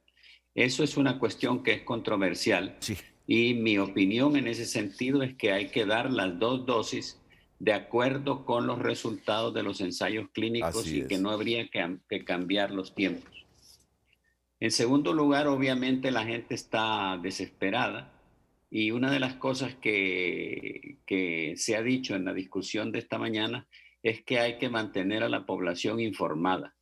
Yo creo que es muy importante que la gente vaya siguiendo lo que está pasando para evitar el pánico y para que la gente efectivamente siga los lineamientos que se les dan con respecto al comportamiento en este momento, con respecto a las cuestiones de distanciamiento social y lo demás, los lineamientos de salud y además con respecto a la vacuna. Yo estoy muy complacido de oír la intervención de la doctora Berenice Moreno, que da la seguridad de que Honduras prácticamente estamos perfectamente organizados y que todo va a suceder de acuerdo con un plan confiable y transparente. Y eso me da una gran satisfacción.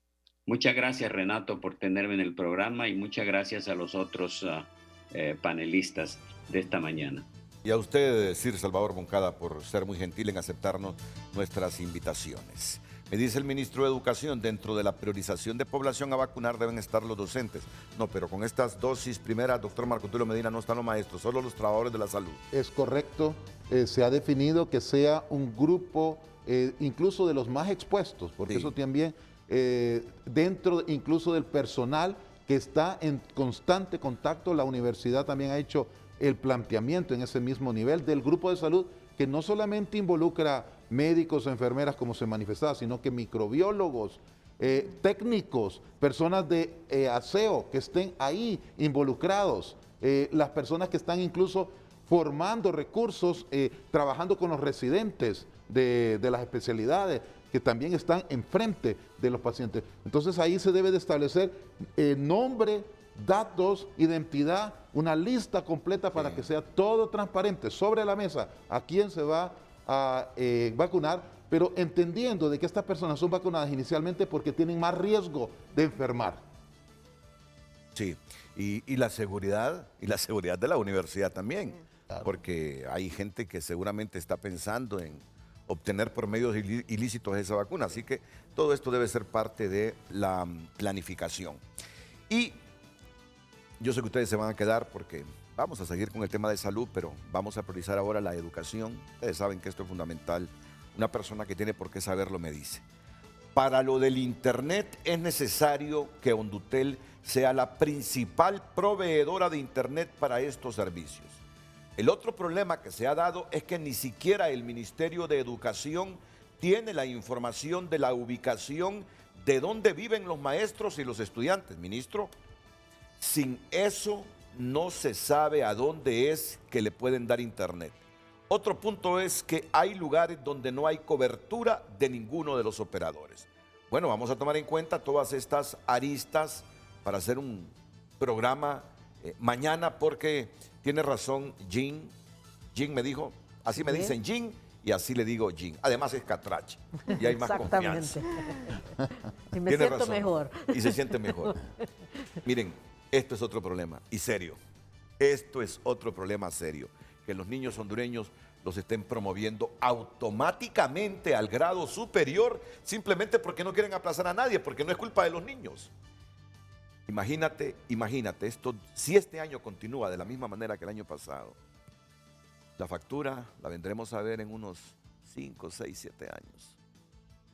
De niños que desertan,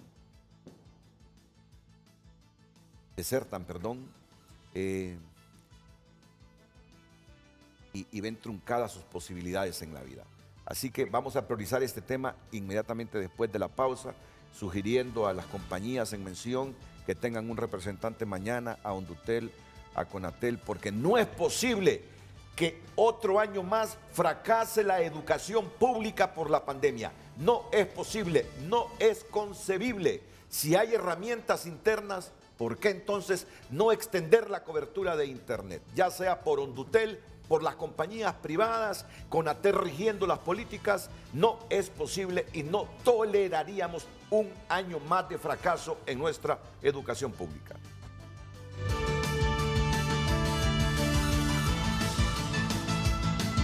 Tema de este martes. De momento, solo viendo cómo se vacunan otros. De inmediato damos lectura a sus mensajes en nuestro Twitter.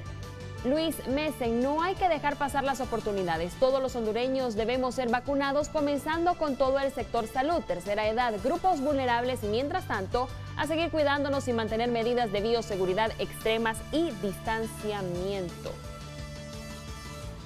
No sé qué estaremos pagando los hondureños con gobiernos tan inoperantes. Cuando se tuvo que haber cerrado la negociación con Pfizer en mayo y junio, acá estábamos viendo cómo se falsificaban las facturas de los hospitales, consecuencia de dejarnos gobernar por corruptos, dice Leonardo Monjares. Luis Mesen, los afiliados al Seguro Social que se van a vacunar son todos los que cotizan al Seguro Social, incluyendo todos los empleados de la empresa privada, pregunta. Último mensaje. Es para todos los afiliados al Seguro Social, claro. Son 1.4 millones de dosis las que se negoció con Pfizer, 2 dosis para aplicársela a 700,000 afiliados al Seguro Social. son más, yo creo que tendrán que comprar más. O si hicieron este contrato es porque ajustará para todos, ¿verdad? Me imagino, bueno, no sé. Bien. Pero es para todos, es para los trabajadores, afiliados al Seguro Social. Todos, sin excepción. Damos Gabriela. lectura a un último mensaje, licenciado Raúl Canales. A Honduras se le dañaron las pruebas donadas. Bueno, este es uno de los que leíamos anteriormente. Agradecemos sus participaciones. Continuamos con el debate.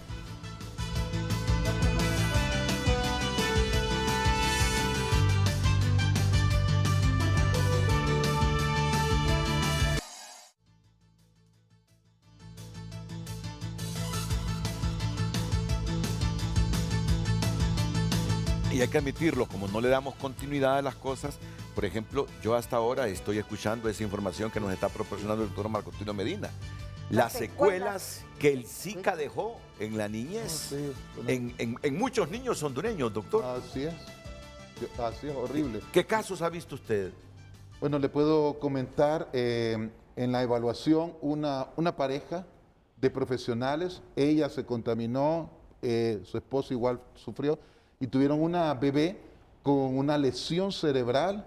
Le hicimos en la universidad en forma gratuita una resonancia. El cerebro prácticamente era menos del 40% de la masa cerebral que usualmente debe de haber. Un retraso mental severísimo, se imagina, dependiendo ya de la familia. Y pude evaluar varios pacientes con esta condición. Muchas personas con secuelas, con Guillain-Barré, que quedaron también con secuelas, pero sobre todo la niñez, que tuvo estas consecuencias que se denomina ahora síndrome congénito del Zika.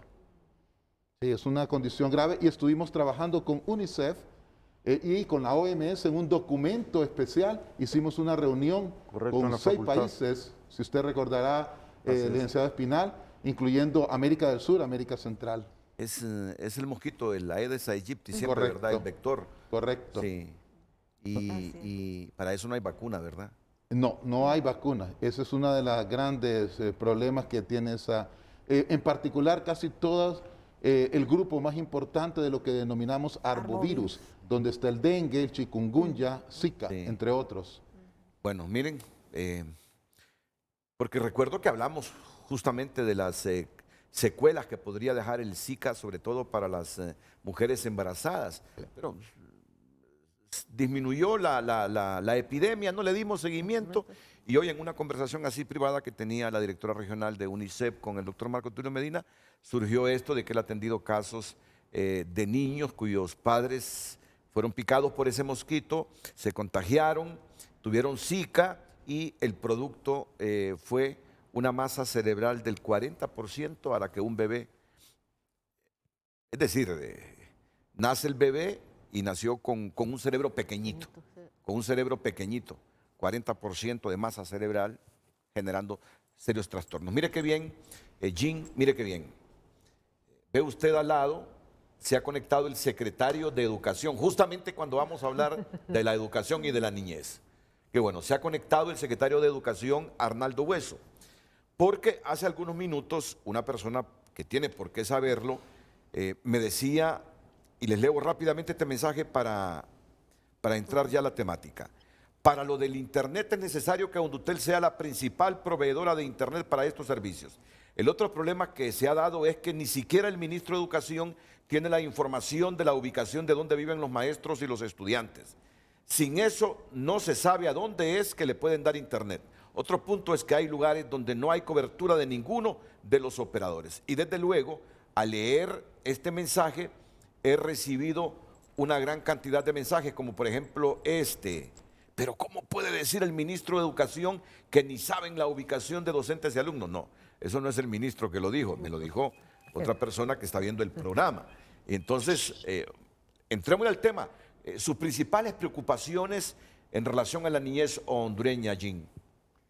Muy buenos días, honorable ministro de Educación, y le agradezco infinitamente de unirse a esta discusión de esta mañana. Y realmente creo que globalmente la pandemia ha afectado el sistema de educación global, no solo es Honduras. Eso, para mí hay dos cosas que ha afectado muchísimo: la continuación de los servicios para la niñez en todo el mundo. Y en especial en Honduras, en países como los nuestros, el impacto ha sido más grande.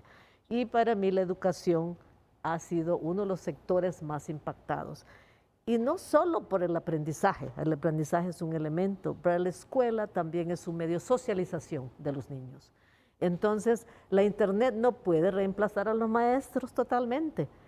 Yo veo la Internet como una herramienta para ayudar al maestro a mejorar la calidad educativa. Pero los niños necesitan un adulto, especialmente los pequeños. Cuando ya vas a la educación media, secundaria, podríamos hablar más de Internet y toda la universidad, hay cursos a distancia. Pero el niño pequeño necesita al maestro. Ya sabemos que muchos de sus padres tampoco han ido a la escuela, o no le pueden ayudar en la casa. Entonces, para mí no es un sistema contra el otro. Yo creo que para mí la pandemia nos ha enseñado que podemos hacerlo diferente. Y yo creo que la combinación de la presencial y la remota es algo que deberíamos de explorar, porque no es que las escuelas estén abiertas, no está abierto. La pregunta es, ¿está aprendiendo el niño sí o no? Si no está aprendiendo, ¿cuáles son las medidas que hay ahí que podríamos implementar en el país que permitan que el niño aprenda? Y yo creo que lo que hemos escuchado y visto es que la pandemia también no está afectando todos los lugares del país, todas las comunidades. La pandemia está afectando más los centros urbanos porque es la congestación de... Entonces no podemos pensar podríamos pensar que el sistema de educación puede ser de diferentes tiempos y abrir y cerrar. Creo que tenemos que cambiar el chip. Hoy hay muchos casos, cerramos y hacemos virtual. Bajó, vamos en presencial. Y yo creo que eso para mí es lo que he aprendido en todo el mundo, porque no solo es en Honduras, que los gobiernos en principio tienen que devolver la escuela a la comunidad, porque también necesitamos agua en las escuelas, pero ya sabemos que no hay agua y las escuelas no han tenido en muchas comunidades remotas agua por mucho tiempo. Para lograr esa agua va a tardar años, no podemos esperar. Entonces la urgencia de que la comunidad también se organice y apoye al maestro con llevar agua a la escuela. Yo estoy apelando a que tengamos un sistema híbrido, que sea presencial, que sea remoto. Y yo también tengo el sueño de que el maestro y la Internet es una herramienta, pero no para desplazar al maestro. El niño, la escuela y la socialización es tan importante para el niño pequeño. Y también en muchas escuelas tienen la merienda escolar. Y la merienda escolar tal vez es el único alimento que van a recibir. Y con eso que se ha eliminado, la desnutrición puede aumentar en el país. Y yo creo que hay muchas cosas que podemos hacer que pueda mejorar y lograr que el niño continúe aprendiendo. Para mí no es si la escuela está abierta o no está abierta. ¿Está aprendiendo el niño sí o no? Si no está aprendiendo por todo lo que estamos viendo, porque la Internet no está llegando a todas las casas, y si la gente tiene un aparato, un teléfono, va a ser el padre. No todos los niños van a tener. Entonces, ¿cómo vamos a poder lograr que los niños más excluidos han sido tan impactados ahora, que yo creo que requiere un consenso? Y aquí estoy apelando a la empresa privada, al gobierno, a la sociedad civil, a los maestros, que retornen a la enseñanza, porque si no va a ser una década perdida. Y creo que el país no se puede dar ese lujo. Y como yo le dije al inicio, yo soy producto de la educación pública, y yo tuve a una tía, porque yo fui a una escuela pública, no en las capitales, y hace ¿cuántos años? 50 años, 45 años, que la educación tampoco era buena, pero yo tenía una tía que ella sabía la lectura, matemáticas, y me enseñó lo básico en la casa. Por eso yo estoy pensando y estoy abogando que podríamos crear redes virtuales que entren a la escuela para apoyar al maestro y apoyar. La escuela se convierte en un centro de concentración, porque tampoco podemos esperar que las empresas le van a dar a cada maestro horas libres, pero él le puede dar a cada escuela horas libres. Y ese centro, esa escuela, puede venir el maestro, los niños vienen, si hay 50 niños, 25 niños vienen lunes, miércoles y viernes, los otros vienen. Hay toda clase de innovaciones que podemos introducir para asegurar que el niño continúe aprendiendo. En la Mosquita hondureña que yo me crié y nací, yo sé que allá no hay. Y la desigualdad que ha creado la pandemia se está incrementando en el país. Y Punto está clave. tan visible. Y yo creo que la educación es un eje ecualizador en un país. Si no invertimos en hacernos iguales, creo que vamos no en buen camino. Entonces yo abogo y sé que esto no es solo Honduras. Entonces podemos unirnos con otros países y realmente tener una oportunidad de repensar la educación y hacerla más relevante, porque también recuerde que lo que he estado viendo en las estadísticas, que el niño termina primaria y yo creo que la cobertura en primaria es buena. Ha sido buena. Pero no hay transición y con solo 6 años de educación tampoco es suficiente. Entonces creo las inversiones de la primaria no se han realizado en el país porque la continuación de la educación no se ha dado. Y las habilidades de destreza que necesitamos no se han inculcado en la población. So, creo que tenemos una gran oportunidad y ahí la Internet puede ayudar a mejorar esas habilidades y destrezas en línea, cómo llevar finanzas si tú estás haciendo una microempresa. Entonces, cómo con poca educación, que no universitaria, tú puedes tener todas esas habilidades para mejorar sus sistemas económicos y sus ingresos. Creo que hay tantas oportunidades que nos ha dado la Internet que no las estamos usando, pero no es para desplazar al maestro. El niño necesita un maestro. Y ya sabemos que en las comunidades remotas un maestro tiene 3 grados o 4 grados. Si le tenemos una herramienta, que aquí tenemos tantos jóvenes, que esto virtual que estoy yo ideando, puede entrar a las escuelas. Eso para mí, pensemos diferente, unámonos y hagamos un consenso nacional para mejorar la calidad educativa. Y yo creo que la pandemia nos ha dado esa oportunidad. Y si no usamos, ha golpeado tanto que yo creo que todos estamos listos para darle viaje. Jean, para los que se han sumado un poco tarde al programa, Jean, y yo quisiera que nos hiciera el favor para conocerla bien, Jean, por lo menos unos cuantos segundos sin la mascarilla. Ella es producto de la Escuela Pública de Honduras. ¿Dónde hizo la primaria, Jean? En Oak Ridge, Roatán. Ah, en Roatán. Sí. ¿Y la secundaria? La hice en Vía Ahumada. En la Escuela Normal Vía Ahumada de Dangmí. 3 años, y aquí estuve en la normal de acá cuando era, ¿se acuerda? Sí, de señoritas. De señoritas. La normal de señoritas. Ajá, porque mis padres siempre pensaban, yo me vine de mi casa muy chiquita, de 12 años, porque allá no había más escuela. Entonces en Roatán, gracias a Dios. Entonces había que ir buscando la escuela. Entonces, cuando en la playa donde nací, a los 5 años ya no había escuela. Entonces me mandaron a Roatán porque ahí había una escuela.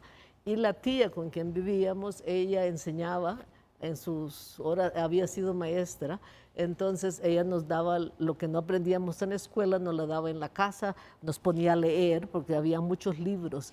Yo me crecí con una casa llena de libros, entonces tú lees.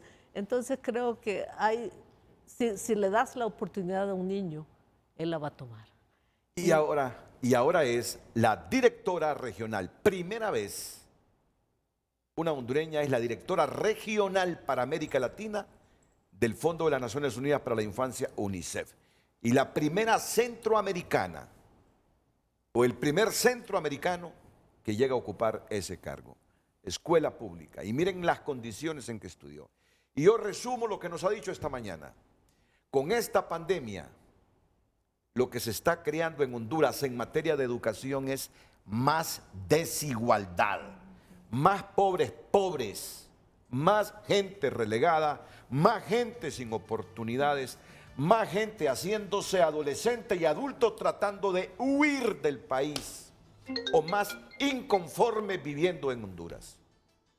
Ella no quiere ver una década perdida. Y hacia eso vamos si no revertimos el asunto. No quiere ver una década perdida en materia de educación, sobre todo en la escuela pública de Honduras. Y por eso le da importancia. Qué bien que tenemos al ministro de Educación, ministro Arnaldo Hueso.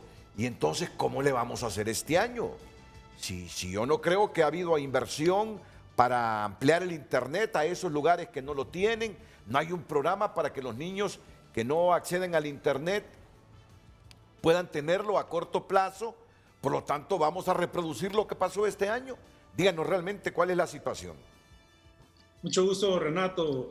Bienvenido de nuevo. Saludos a los panelistas, amigos. Jim, felicidades, qué orgullo. Efectivamente, mira, la situación en nuestro país no es la excepción. Se ha catalogado como una catástrofe mundial el tema de la educación, producto de lo de la COVID. A pesar de ello, hemos venido trabajando fuertemente, sin descanso, en buscar alternativas. Evidentemente, el Internet, Renato, es un área a mejorar en nuestro país. Apenas el 35 o 40% de nuestra población tiene acceso al Internet. Por eso la diversificación de opciones que tuvimos el año pasado, que tú leíste en mi mensaje, para poder atender a nuestra población de estudiantes. No obstante, poder ampliar la cobertura en Internet en Honduras es fundamental y no necesariamente está orientado a poner Internet en estos momentos en los centros educativos, lo cual es bueno y estamos trabajando en ello. Es cómo buscamos alternativas para que los estudiantes y docentes tengan acceso a Internet desde sus casas y de esa forma poder habilitar todas las plataformas que la Secretaría de Educación tiene activas. Ahora bien, del año pasado hemos aprendido muchas lecciones. Y lo que queremos es implementar nuevas prácticas que nos permita ser mucho más asertivos este 2021 a pesar de las circunstancias. ¿Qué estamos haciendo? Como Jim lo menciona muy bien, no podemos quedarnos nada más con acciones no presenciales.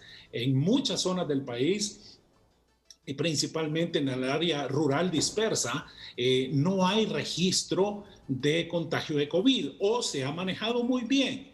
Por lo tanto, nosotros hemos anunciado, y previa autorización del SINAGER, poder iniciar pilotajes bajo un esquema que ya lo tenemos diseñado de retorno seguro a clases, que implica todas las medidas de bioseguridad, más las atenciones de distanciamiento, todo el tema de ayuda psicoemocional, en zonas específicas del país, en esas zonas donde no hay contagio, donde no ha habido registro de contagio, para poder experimentar y ver la evolución. Y si esto funciona, porque tenemos que medir varios indicadores, poder ir expandiendo poco a poco, porque realmente no podemos quedarnos solamente con el tema virtual.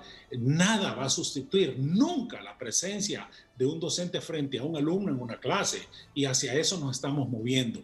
El tema de la infraestructura es un gran reto. El tema de agua potable, saneamiento, tenemos más de 5,000 centros educativos ya revisados, contabilizados y evaluados que tienen serios problemas de agua y saneamiento. Y para efectos de atender una vez que retornemos de forma segura a clases, tenemos que tener habilitado esto. Pero ya estamos trabajando en este sentido y junto con las 534 escuelas que fueron destruidas por ETA y IOTA, que no hay que olvidar esa parte también, que ya se inició el proceso para la reconstrucción de estos centros, también lleva implícito el gran esfuerzo para poder mejorar el tema de agua y saneamiento en estos 5,000 centros. Pero hemos diseñado un sistema sencillo, práctico, incluso utilizando la cosecha del agua y las lluvias, que tú sabes que es un tema que yo siempre he promovido, para poder trabajar rápido estos sistemas, instalarlos y habilitar y tener condiciones en los centros educativos. Esto va a tomar un poco de tiempo, pero yo diría que con el esfuerzo de múltiples actores, porque aquí es donde viene la parte importante, cómo se suman todos los actores a este gran esfuerzo de sacar adelante la educación en nuestro país. Tenemos que contar con el apoyo de la empresa privada, de los gobiernos locales, de nuestros cooperantes, evidentemente el gobierno central, para impulsar todo este mecanismo que nos permita ser asertivos este 2021 a pesar de las circunstancias que tenemos. Finalmente, Renato, quería aclarar sobre el mensaje que no tenemos las bases de datos. Eso no es cierto. Nosotros desde el año pasado levantamos la base de datos de docentes y de educandos a nivel nacional y esta base de datos fue entregada a CONATEL y CONATEL entregó a los operadores y ellos tienen la información. Le pasé a Carlitos Andino una imagen, que esto es lo que se va a promover porque se habilitó hasta en diciembre, ya era un poco tarde, pero esperamos que todo este año podamos tener habilitado el Internet gratuito, y por eso creo que es muy oportuno ese foro de mañana para poder explicar, aclarar e informar al pueblo hondureño de cómo tiene que ser.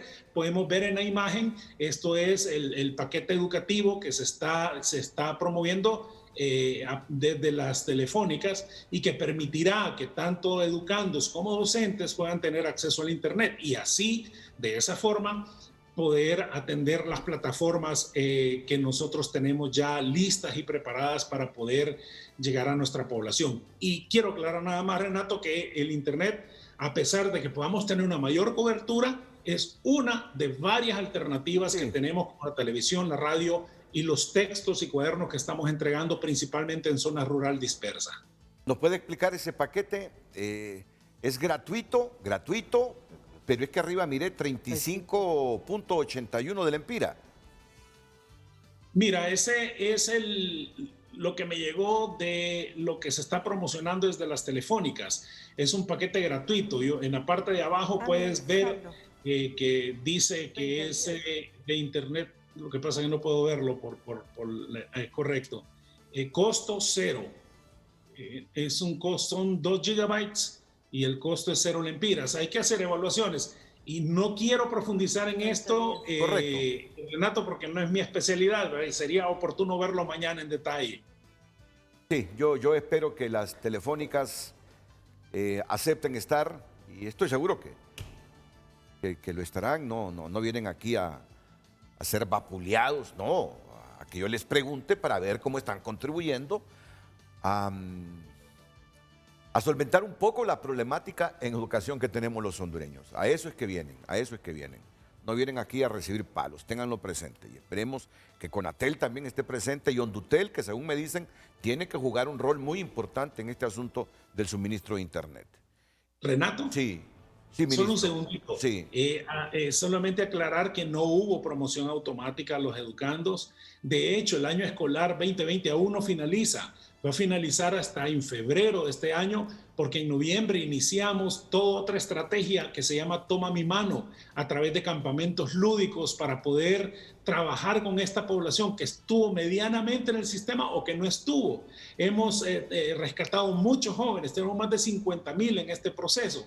Entonces no ha habido promoción automática. Lo que sí hubo, Renato, es las poblaciones damnificadas, los estudiantes damnificados, incluso estudiantes de docentes damnificados, sí tuvieron una atención especial para poder, porque no están en condiciones de continuar sus estudios, pero no ha habido promoción automática. Esto será hasta en febrero, cuando se haga una evaluación por parte de cada docente a los educandos. Así que el año escolar continúa hasta febrero, y en febrero arranca el 2021 también, el año escolar 2021. O sea que yo le iba a preguntar a usted el porcentaje de aplazados este año. Todavía esa cifra no la tenemos.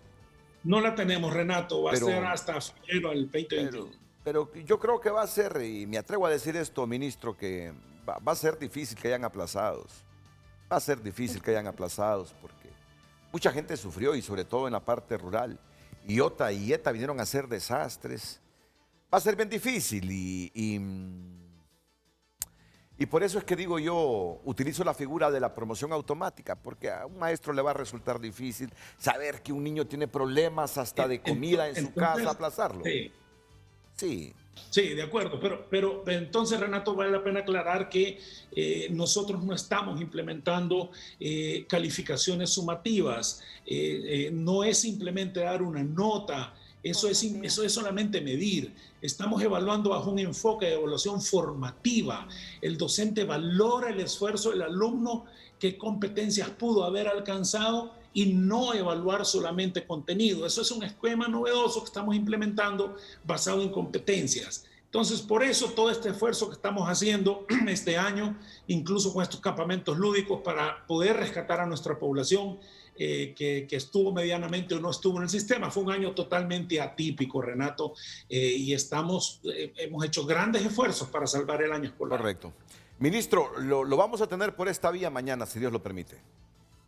Ahí estaremos, Muy Renato. bien. Excelente, muchas gracias. Déjeme decirle al ministro, yo solo quiero apelar. Yo creo que la La evidencia global es que las escuelas no son centro de focalización de la epidemia y que no hay transmisión. Hay riesgos, pero todo en la vida es riesgos. Yo quiero apelar de que las escuelas, así como yo veo todo el comercio en Honduras, veo que todo está abierto. Cierto, verídico, muy bien. Y no podemos dejar a las escuelas cerradas. Y yo creo que el pilotaje para mí, esa palabra para mí me da pánico, porque nos quedamos pequeños. Hay que pensar grande. Los maestros ya están capacitados, podemos hacerle alguna cosa rápida, pero empecemos. Yo creo que el temor hay veces nos hace más perder tiempo. Creo que el sentido de la urgencia, yo estoy apelando que realmente miremos esto como algo de una urgencia nacional. Y espero poderlo ver. Si usted está disponible mañana, yo hago un esfuerzo para verlo, porque yo sí apelo que el pilotaje es una palabra que hay veces uno no te hace pensar grande. Pensemos grande, pensemos todos, porque la desigualdad va a incrementar. Y yo creo que lo que hemos aprendido mundialmente, de que las escuelas no son foco de contaminación y que hay riesgos, pero hay que medir esos, como usted dice, ponerlo con la biodiversidad, no poner tantos niños, pero hacerlo que el niño vaya por lo menos algunos días a la semana. Yo creo que quiero platicar contigo porque yo creo que hay un montón de aprendizajes que todos hemos aprendido globalmente. Y ese sentido de urgencia, que si no lo hacemos hoy, el mañana es perdido para ese niño. Y el impacto que eso tiene en su salud mental es enorme. Entonces yo creo que todos, hasta los padres, van a estar felices que la escuela se abra. Y nos unimos, yo sé que mucha gente tiene miedo, pero para mí yo creo que el miedo nos detiene a los hondureños hay veces y hay que aventarse porque los niños es prioridad. Y yo creo que las escuelas para mí yo veo a mi nieta, ahí está teniendo clase presencial muy bien, pero mi nieta no le está pasando a los otros. Para mí el sistema público tiene que funcionar para todos los niños. Mira, esa expresión suya, como decimos los hondureños, ha sido matadora. Es decir, fíjese, ministro, que es cierto, la economía está abierta y usted ve en muchos comercios la gente sin mascarillas. Bueno, si nos hemos abierto a la economía por necesidad, como necesidad es que mejoremos la educación, ella nos desafía y nos dice, ¿por qué no abren también la educación presencial? Así como abren la economía, ¿por qué no abren la educación presencial? Aquí mató el argumento, no, el problema, el riesgo del niño que le va a transmitir el contagio a los papás, a los abuelos, pero igual sucede con la economía. Ese riesgo está presente también en la economía, ministro. Sí, sin duda alguna, Renato, pero recordemos también que mi deber es preservar la salud y la vida de nuestros educandos y docentes y personal administrativo. Es también compleja la situación en nuestro país, hay una situación cultural difícil que atender, pero en relación a esto del pilotaje, bueno, el término es un término. Yo he tenido muchísimas experiencias en desarrollar pilotajes que he podido elevar a escala incluso a políticas públicas, pero eso depende del nivel de evaluación, del seguimiento a los indicadores y cada cuánto vamos a ir evolucionando en este sentido. Sí. Pero yo sí estoy de acuerdo de que es importante ir abriendo los centros educativos en nuestro país bajo medidas estrictas de bioseguridad también. Así que estamos listos. Jim, nos podemos reunir mañana a la hora que tú consideres oportuno. Un fuerte abrazo. Muy bien. Sí, es también oportuno que contar con la voluntad de los maestros, ¿verdad? Que pudieran arguir que, bueno, nos podemos contagiar nosotros. Todo eso está ahí. Yo creo que nada en la vida es riesgo libre de riesgos. Todo tiene un riesgo. Pero yo creo que hay que trabajar con los maestros. Yo entiendo, si tú das 60 años, podemos hacerlo de una manera que realmente proteja. Nadie quiere. Y aquí creo que el 20% de la vacunación, si tú eres un maestro que ya tiene 60 años y está en el riesgo, vas a recibir la vacuna. Y ahí es donde podemos trabajar con el sistema de salud para ver las edades. Y todo esto entra dentro de ese contexto del plan nacional. Y ahí, si tú eres una edad, si eres que tienes riesgos secundarios, vas a ser de los primeros vacunados, entonces ahí vamos a abogar que hagamos eso. Y realmente podría reunirnos con los maestros.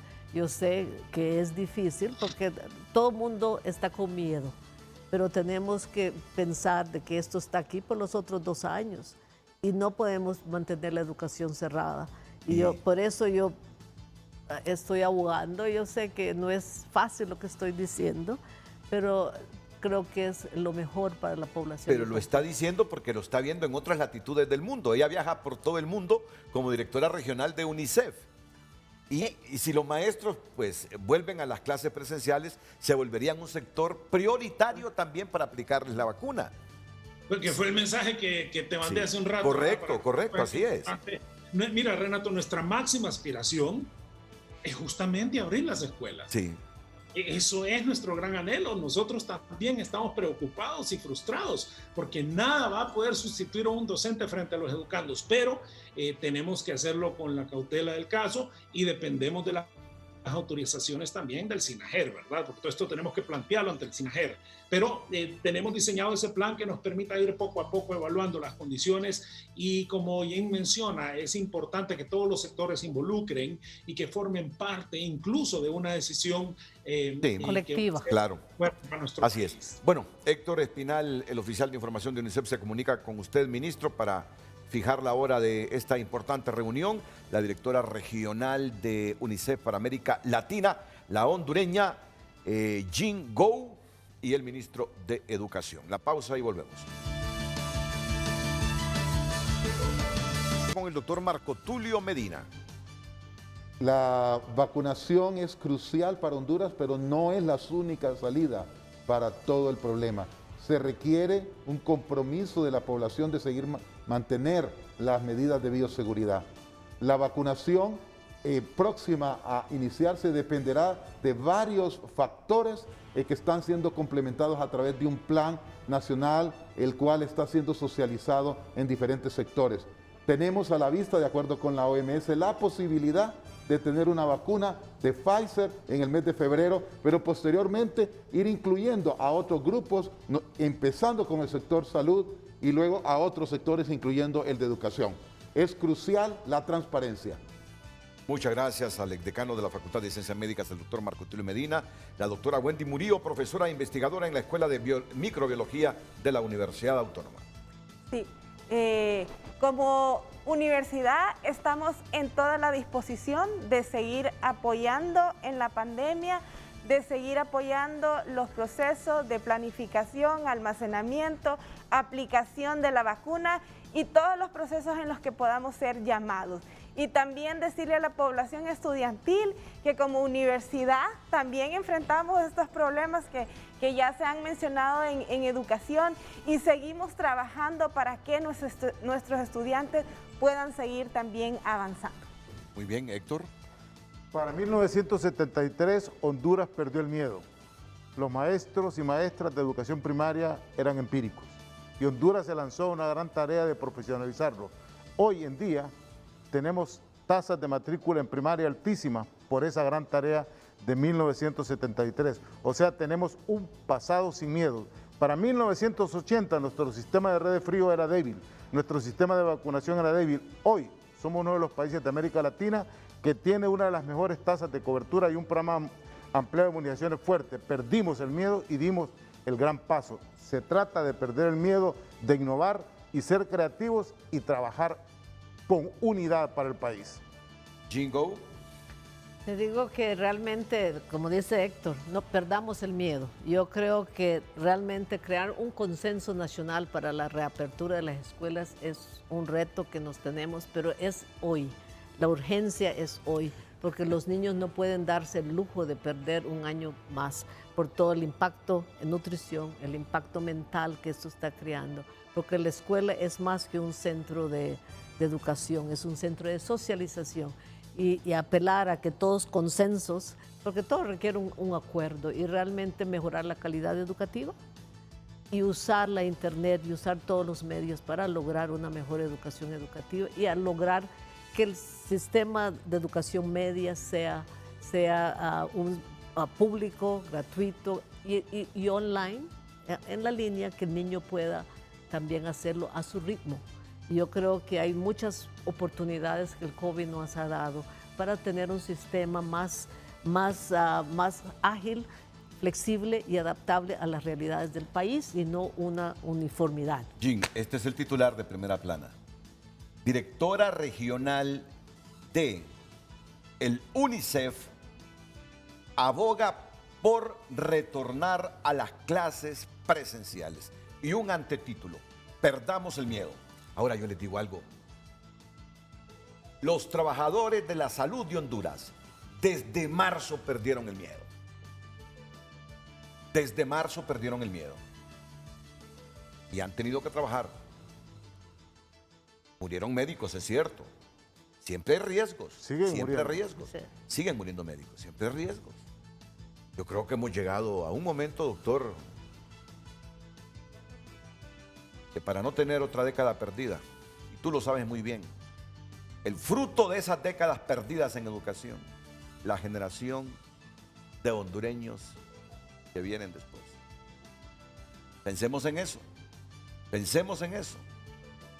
Si han habido décadas perdidas y generaciones de hondureños sin educación, y lo que sucede socialmente cuando se quedan sin educación, miremos lo que puede pasar ahora. Así que yo abogo por sus palabras. Creo que en educación hay que perder el miedo e ir retomando las clases presenciales de manera inteligente. Si se abrió la economía, si los médicos han trabajado bajo ese riesgo, y todos los trabajadores de la salud, y pensando en las consecuencias de esas clases presenciales, sobre todo en el sector público, creo que ha llegado el momento también para que inteligentemente empecemos a retornar a las clases presenciales. Muchas gracias, muy agradecido. Gracias, los últimos mensajes comerciales.